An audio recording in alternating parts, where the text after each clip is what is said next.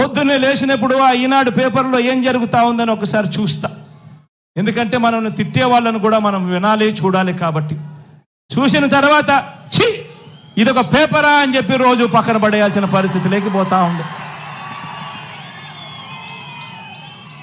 ఛీ అనిపించడం లేదా ఈ రాజకీయాలను చూస్తే అని చెప్పి ఆ ఈనాడుని అంటా ఉన్నాను, ఆ ఆంధ్రజ్యోతిని అంటా ఉన్నాను, ఆ TV5 అంటా ఉన్నాను, ఆ చంద్రబాబు నాయుడుని అంటా ఉన్నాను, ఆ దత్తపుత్రుడిని అంటా ఉన్నాను. నిజంగా ఇంత దయనీయమైన రాజకీయాలు చేయడానికి మనసెలా ఒప్పుతా ఉంది అని చెప్పి. వీళ్ళందరికీ తోడు ఈ మధ్య కాలంలో కేంద్రం నుంచి ప్రత్యక్షంగాను ఒక పార్టీని తెచ్చుకున్నారు, కేంద్రం నుంచి పరోక్షంగా ఇంకొక పార్టీని కూడా తెచ్చుకున్నారు. అందరూ కలిసి ఒక్క జగన్ మీద, ఒక్క జగన్ మీద యుద్ధం. ఇంతమంది ఏకమై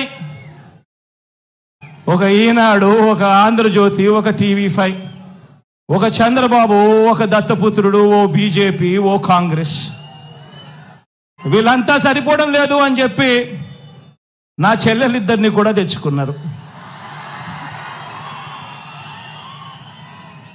నిజంగా ఇంతమంది ఏకమై యుద్ధం చేస్తా ఉన్నది కేవలం ఒకే ఒక్కడి మీద. ఈ ఒకే ఒక్కడు ఇంతమందిని ఇంతగా భయపడిచ్చాడు అని అంటే ఈ ఒకే ఒక్కడి మీద ఒంటరిగా వచ్చే ధైర్యం ఎవ్వరికి కూడా లేదు అని అంటే కారణం ఈ ఒకే ఒక్కడికి ఉన్నది ఆ దేవుడు దయ. ఇన్ని కోట్ల గుండెలు తోడుగా ఉన్నాయన్న ఒకే ఒక్క సత్యం.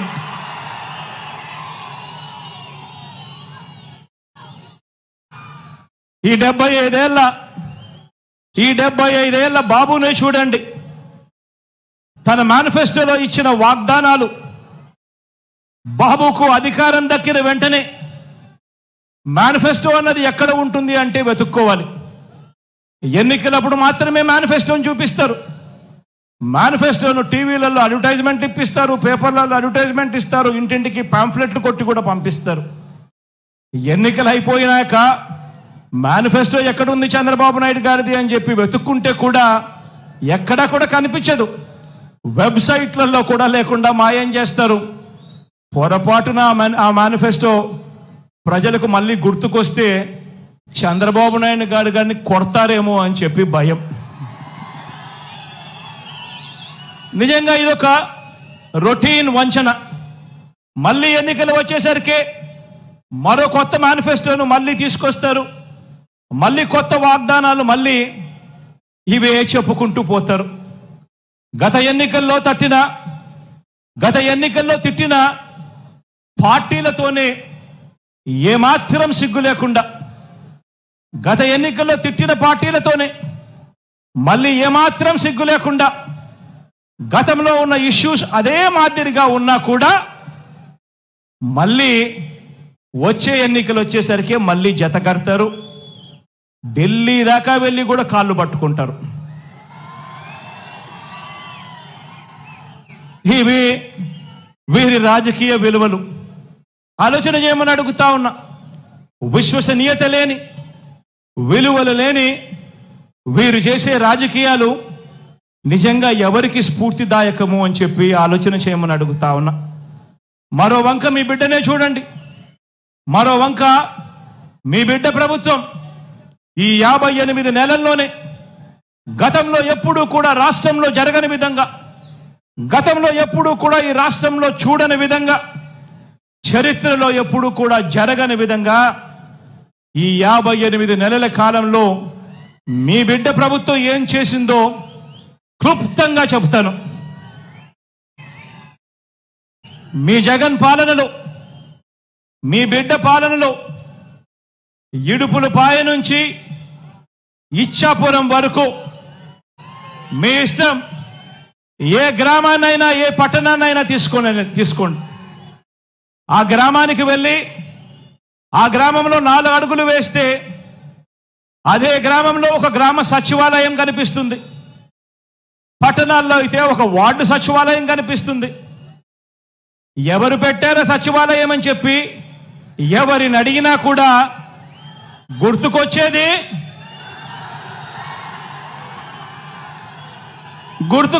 మీ జగన్ చేసింది మన వైఎస్ఆర్సీపీ పార్టీ, జరిగినది ఈ 58 నెలల కాలంలోనే అని చెప్పి కూడా గర్వంగా చెప్తా ఉన్నా.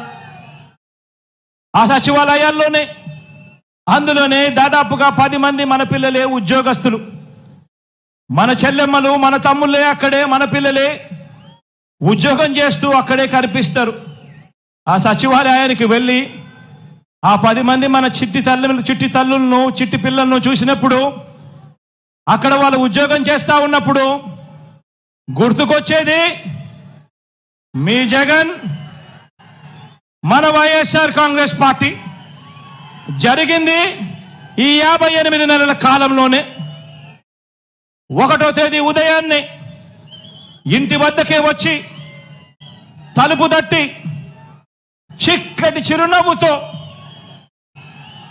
గతంలో ఎప్పుడు జరగలా, గతంలో ఎప్పుడు చూడలా, 1వ తేదీ సెలవు దినమైనా సరే, 1వ తేదీ ఆదివారమైనా సరే, తెల్లవారక మునిపే చిక్కటి చిరునవ్వులతో మనవళ్ళు మనవరాళ్ళగా వాలంటీర్లు వచ్చి తలుపు తట్టి అవ్వ తాతలకు, వితంతు అక్క చెల్లెమ్మలకు, వికలాంగులకు, ఇలా ఏకంగా 66 లక్షల మంది కుటుంబాలకు అందించే 3000 పెన్షన్ అంటే గుర్తుకొచ్చేది